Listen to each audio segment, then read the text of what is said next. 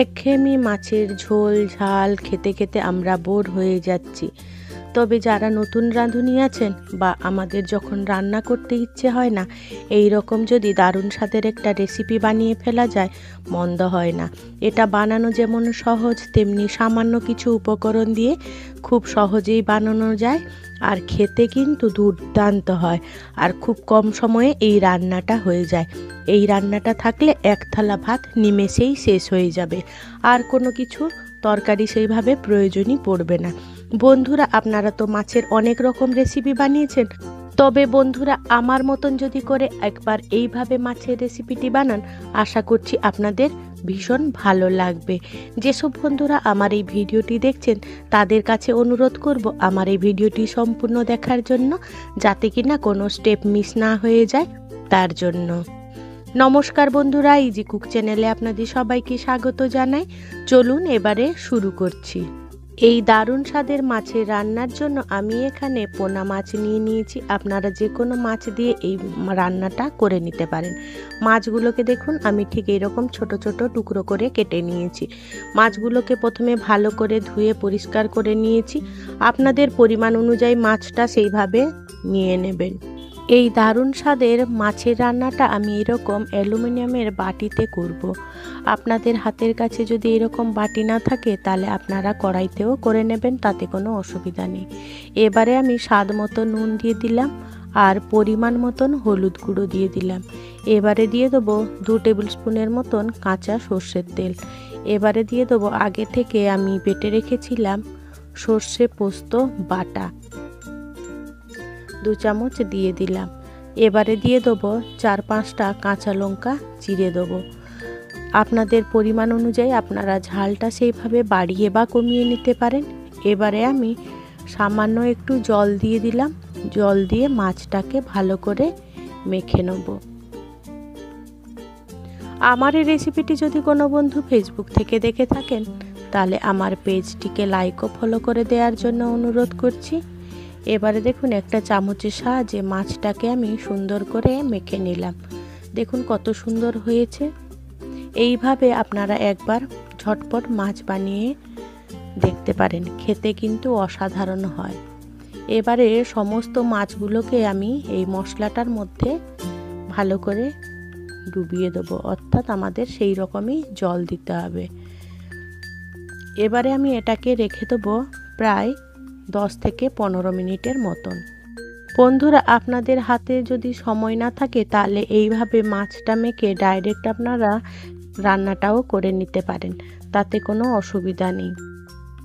দেখুন কাঁচা অবস্থাতেই মাছটা দেখে মনে হচ্ছে যেন রান্না হয়ে গেছে। আমি এখানে আর কোনো রকম মশলা আর ব্যবহার করব না। আমার এই রেসিপিটি যদি কোনো বন্ধু ইউটিউব থেকে দেখে থাকেন তাহলে আমার এই ক্ষুদ্র চ্যানেলটিকে সাবস্ক্রাইব করে আমার পাশে থাকার জন্য অনুরোধ করছি। আর পাশে থাকা বেল আইকনটি কিন্তু ক্লিক করতে ভুলবেন না। ওটা কিন্তু অলে দিয়ে দেবেন, যাতে আমার দেওয়া সমস্ত ভিডিও নোটিফিকেশান আপনারা খুব সহজেই পেয়ে যান তার জন্য। এবারে 15 মিনিট পর আমি বাটিটা গ্যাসে বসিয়ে দিলাম। গ্যাসের আঁচ একেবারে লোয়ে করে আমি এই রান্নাটা করব।